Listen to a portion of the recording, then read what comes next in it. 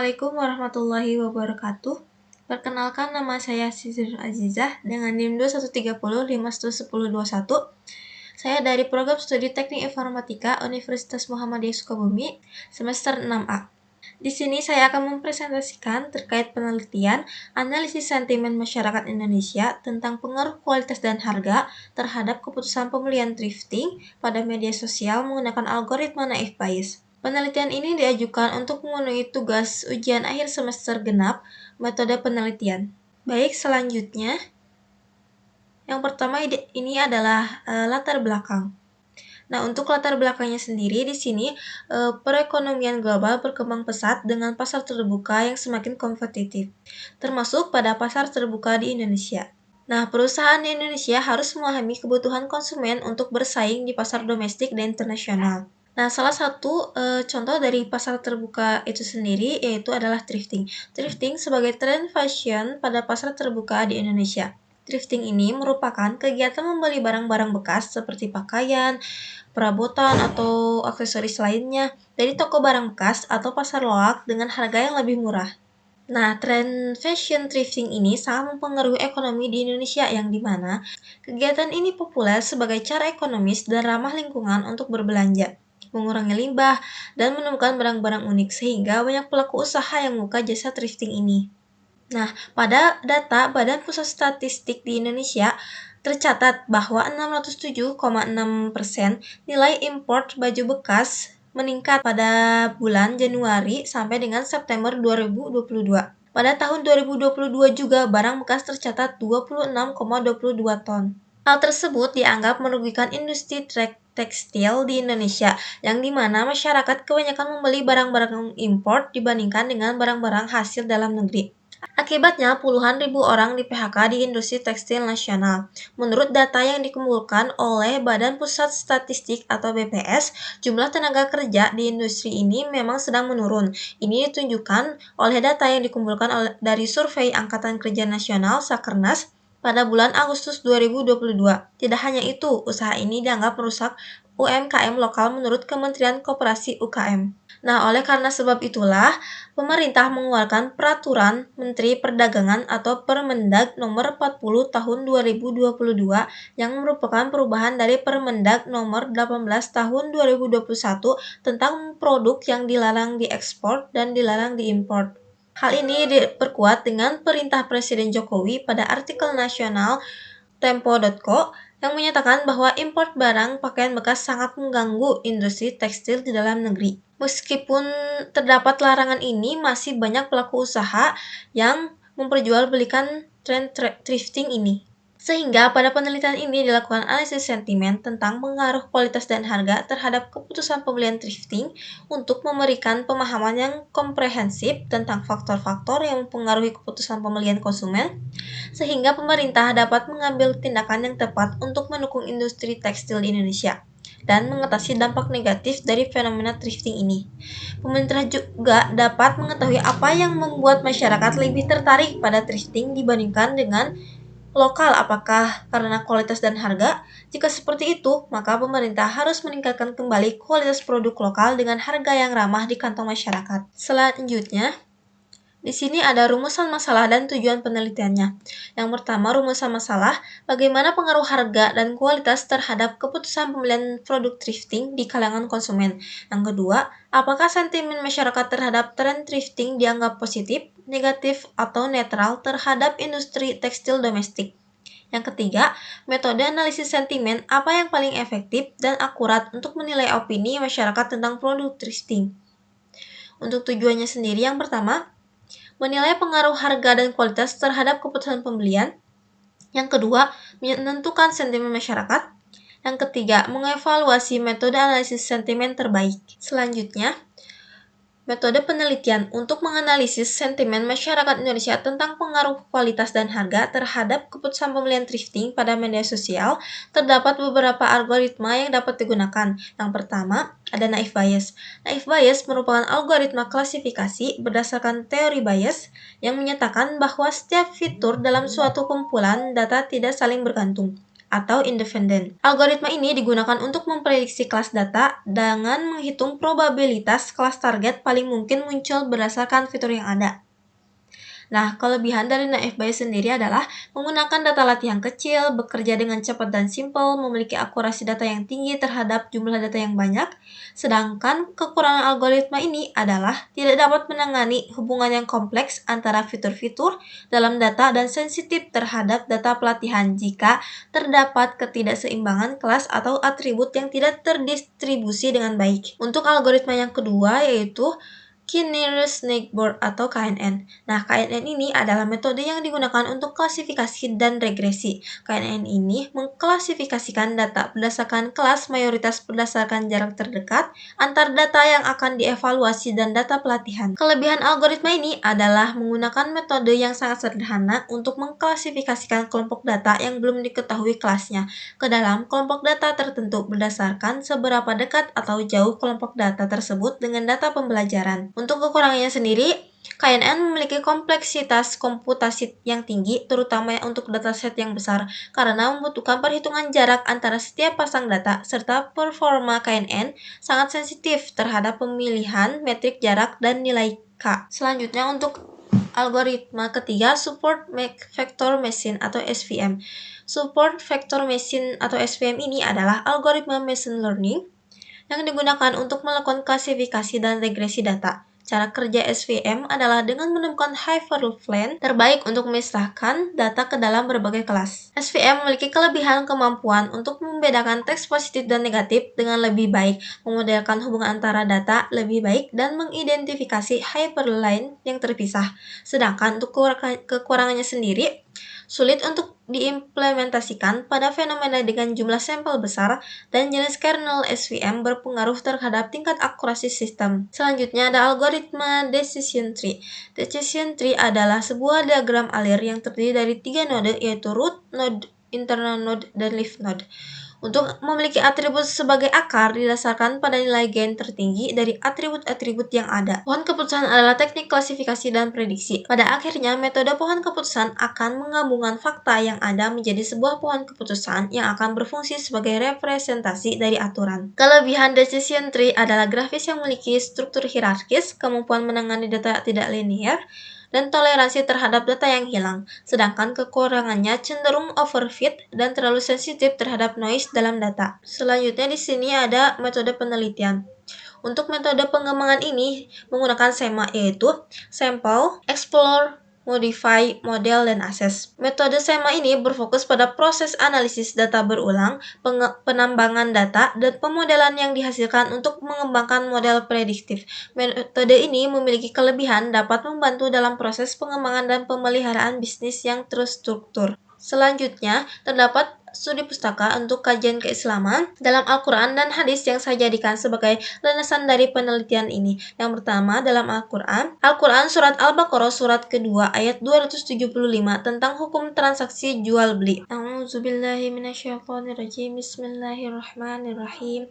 Wa halallahu al-bai'a wa harramar riba. Yang artinya Allah telah menghalalkan jual beli dan mengharamkan riba. Yang kedua, dalam Al-Quran Surat Al-Mutaffifin, Surat ke-83 ayat 1-3 tentang pentingnya menjaga kualitas dalam setiap transaksi jual beli. A'udzubillahi minasyaitonirrajim. Bismillahirrahmanirrahim. Wailul lil mutaffifin alladzina idza iktalu 'alan nasi yastawfun wa idza kaluhum aw wazanuhum yukhsirun. Yang artinya, celakalah orang-orang yang curang dalam menakar dan menimbang. Mereka adalah orang-orang yang apabila menerima takaran dari orang lain, mereka minta dipenuhi. Sebaliknya, apabila mereka menakar atau menimbang untuk orang lain, mereka kurangi. Selanjutnya, dalam hadis yang diriwayatkan oleh Hasan At-Tirmizi, yang artinya, seorang pedagang yang jujur kelak di hari kiamat akan dikumpulkan oleh Allah bersama para nabi, siddiqin, dan para syuhada. Dan hadis yang diriwayatkan Muslim, yang artinya barang siapa yang menunjuki kepada kebaikan maka dia akan mendapatkan pahala seperti pahala orang yang mengerjakannya. Selanjutnya, tinjauan pustaka yang mencakup berbagai teori dan pendapat ahli yang mendukung topik penelitian saya. Yang pertama ada thrifting. Thrifting adalah aktivitas di mana konsumen mencari barang bekas seperti pakaian, sepatu, aksesoris, dan barang lain yang berkualitas tinggi dengan harga yang terjangkau. Yang kedua ada analisis sentimen. Analisis sentimen merupakan teknik untuk menggali dan mengevaluasi opini, perasaan, atau sentimen yang tergantung dalam teks. Tujuannya adalah untuk memahami apakah teks tersebut memiliki sentimen positif atau negatif. Yang ketiga, ada faktor keputusan pembelian produk. Keputusan pembelian suatu produk dapat terlihat dari kualitas dan harga yang sesuai. Ketika kualitas dan harga berkesinambungan, maka konsumen akan memutuskan kemungkinan untuk membeli produk tersebut. Kualitas produk adalah kondisi fisik, fungsi, dan sifat produk, baik barang atau layanan jasa, yang didefinisikan sebagai kualitas produk bergantung pada kemampuan produk untuk memenuhi kebutuhan pelanggan, sedangkan harga produk adalah nilai tukar yang diberikan kepada sebuah produk atau jasa. Banyak faktor yang menentukan harga tersebut. Yang keempat ada media sosial. Media sosial adalah teknologi yang memungkinkan penyebaran informasi melalui internet. Media sosial yang dipakai dalam penelitian saya yaitu Instagram dan X. Instagram merupakan platform media sosial yang memungkinkan pengguna untuk berbagi foto dan video serta berinteraksi dengan pengguna lain. Sedangkan Twitter adalah tempat untuk berbagi pemikiran dan ide dalam waktu singkat. Pengguna dapat membuat tweet atau cuitan yang berisi teks, gambar, video, atau tautan. Yang kelima, machine learning. Machine learning adalah sejenis teknik statistika seperti korelasi, regresi, atau inferensi Bayesian. Ini adalah sejenis algoritma yang memiliki kemampuan untuk menemukan pola dalam data dan mengenalinya kembali dalam sampel yang baru dipelajari. Yang keenam, supervised learning. Supervised learning merupakan jenis pembelajaran dari machine learning di mana data input yang telah berlebar digunakan untuk melatih model dataset. Yang ketujuh, SEMA. SEMA adalah singkatan dari Sample, Explore, Modify, Model, dan Assess. Sampel pengumpulan data, Explore adalah eksplorasi data, Modify modifikasi data, model pemodelan data, dan Assess adalah evaluasi. Merupakan salah satu metode pengembangan dalam data mining yang dikembangkan oleh SAS Institute. Metode SEMA berfokus pada proses analisis data berulang, penambangan data, dan pemodelan yang dihasilkan untuk mengembangkan model prediktif. Metode ini memiliki kelebihan dapat membantu dalam proses pengembangan dan pemeliharaan bisnis yang terstruktur. Yang kedelapan yaitu algoritma naive Bayes. Naive Bayes merupakan algoritma klasifikasi sederhana berdasarkan teori Bayes yang menyatakan bahwa setiap fitur dalam suatu kumpulan data tidak saling bergantung atau independen. Yang terakhir yaitu confusion matrix. Confusion matrix merupakan sebuah alat pengukuran merujuk pada tabel yang digunakan untuk mengevaluasi kinerja model klasifikasi, termasuk naive Bayes yang digunakan untuk analisis sentimen. Terdapat matriks yang umum digunakan mengevaluasi kinerja model klasifikasi, yaitu akurasi, precision, dan recall. Selanjutnya untuk penelitian terdahulu. Penelitian terdahulu yang dijadikan sebagai acuan dalam penelitian saya yang pertama, yang berjudul Analisis Sentimen Masyarakat Indonesia terhadap Pengalaman Belanja Thrifting pada Media Sosial Twitter menggunakan Algoritma Naive Bayes oleh Wulandari dan Hasan 2024. Masalah dalam metodenya yaitu bisnis jual beli thrifting dianggap ilegal dan merugikan industri tekstil dalam negeri, sehingga diperlukan analisis sentimen untuk mengetahui tanggapan masyarakat. Peneliti menggunakan metode Naive Bayes untuk menghitung komentar positif dan negatif dari 900 tweet di Twitter. Untuk hasil penelitiannya sendiri, analisis sentimen pada algoritma Naive Bayes menggunakan confusion matrix dengan hasil akurasi 92,92%, recall 97,41%, ketepatan atau precision 63,35%. Perbedaannya dengan penelitian saya, penelitian ini berfokus pada pengalaman belanja thrifting secara umum dan penelitian ini dilakukan hanya pada media sosial Twitter. Yang kedua, yang berjudul Analisa Tingkat Kepuasan Pelanggan Beauty Produk pada Online Shop dengan menggunakan metode Naive Bayes oleh Maulana dan Nurjanah pada tahun 2019. Masalah dalam metodenya, pada penelitian ini, peneliti menemukan masalah tentang upaya dalam meningkatkan pelayanan kepuasan pelanggan pada salah satu toko berdasarkan pada nama produk, jenis produk, kualitas produk, harga produk, dan pengiriman produk. Penelitian ini menggunakan algoritma Naive Bayes. Untuk hasil penelitiannya sendiri, analisis tingkat kepuasan dengan algoritma Naive Bayes menggunakan confusion matrix dengan hasil nilai evaluasi 96%, nilai recall 95,24%, dan nilai precision 100%. Perbedaannya, penelitian ini berfokus pada tingkat kepuasan pelanggan terhadap produk kecantikan yang dibeli melalui toko online. Yang ketiga, berjudul Analisis Sentimen terhadap Opini Warganet tentang Wisata Daerah Istimewa Yogyakarta pada platform Instagram menggunakan Naif Bias Classifier oleh Larasati tahun 2024. Masalah dan metodenya, pada penelitian ini ditemukan masalah yaitu pengelolaan sampah di objek wisata kurang terawat, fasilitas publik yang kurang memadai, kebutuhan akan evaluasi menyeluruh terhadap objek wisata di Yogyakarta untuk meningkatkan kualitas dan daya tarik wisata. Peneliti menganalisis masalah tersebut dengan menggunakan metode Naif Bias Classifier untuk memahami opini masyarakat tentang pariwisata di Yogyakarta dengan mengklasifikasikan sentimen atau opini masyarakat menjadi positif, negatif, atau netral. Hasil penelitiannya menunjukkan model klasifikasi Naif Bias yang dibangun menghasilkan akurasi sebesar 93,4%, recall sebesar 72,8%, dan precision sebesar 93,9%. Perbedaannya, penelitian ini berfokus pada bidang pariwisata, yaitu analisis sentimen terhadap opini warganet tentang wisata di daerah istimewa Yogyakarta dengan menggunakan platform media sosial hanya Instagram. Yang keempat, penelitian berjudul Perbandingan Algoritma Naif Bias, SVM, dan XGBoost dalam klasifikasi teks sentimen masyarakat terhadap produk lokal di Indonesia oleh Hendrawan pada tahun 2022.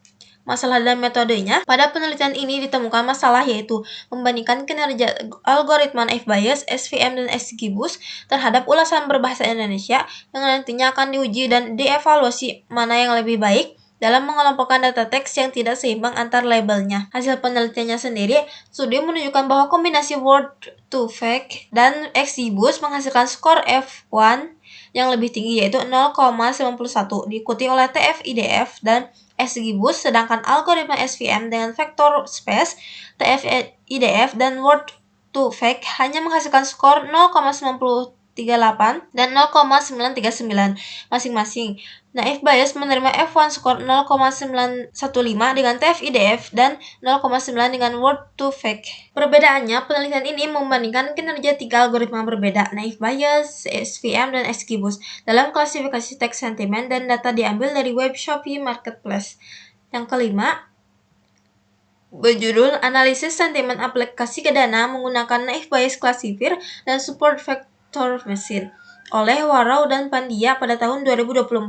Masalah dalam metodenya, pada penelitian ini ditemukan masalah yaitu keluhan pengguna terkait dengan top up yang tidak masuk ke saldo dana, serta adanya ulasan negatif terkait dengan bug dan kesulitan dalam melakukan transaksi pada aplikasi dana. Peneliti menganalisis masalah tersebut dengan menggunakan metode SVM dan Naif Bias. Hasil penelitiannya menunjukkan bahwa sebagian besar pengguna 84,7% memiliki persepsi negatif terhadap aplikasi dana. Hanya 8,8% pengguna memiliki persepsi positif dan 6,5% memiliki persepsi netral. Menurut evaluasi kinerja, baik Naif Bias Classifier maupun Support Vector Machine dapat mengklasifikasikan data ulasan dengan baik. SVM memiliki akurasi 100%, precision 92,8%, recall 91,8%, dan F1 score 0,9115. Untuk Naif Bias sendiri, akurasi 91,78%, precision 92,76%, recall 91,78%, dan F1 score 91,49%. Perbedaannya sendiri, penelitian ini berfokus pada aplikasi dana dengan menggunakan dua algoritma yaitu SVM dan Naif Bias. Selanjutnya, metode penelitian.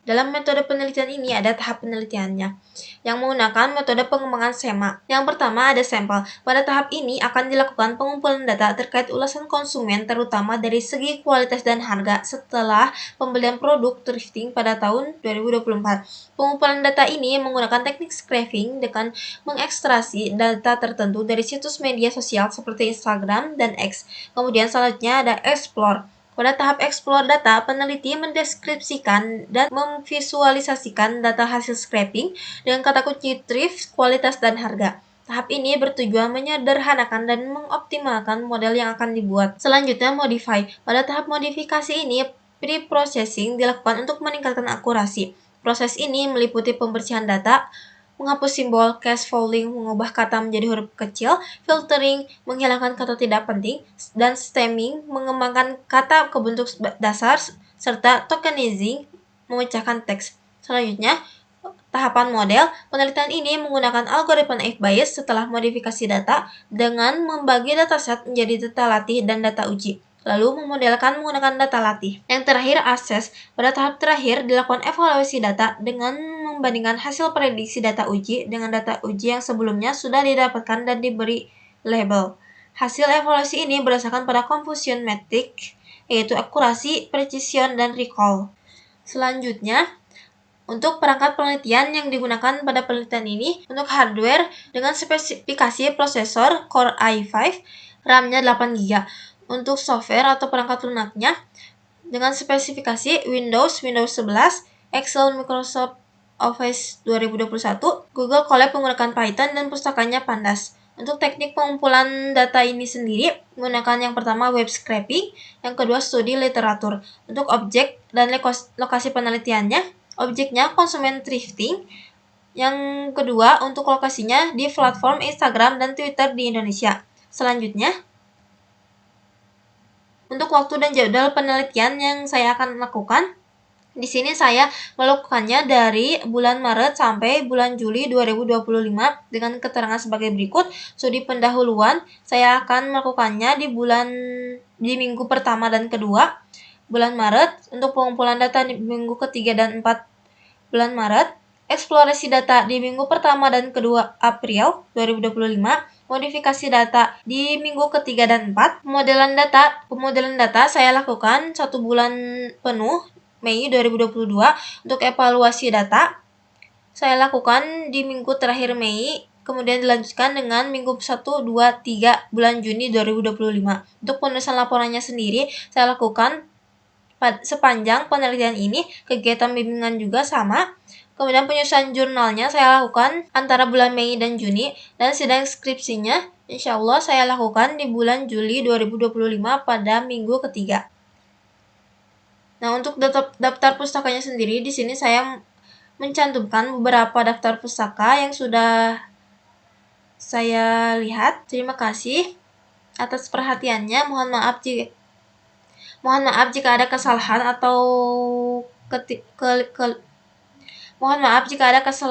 atau kekeliruan yang saya lakukan. Terima kasih. Wassalamualaikum warahmatullahi wabarakatuh.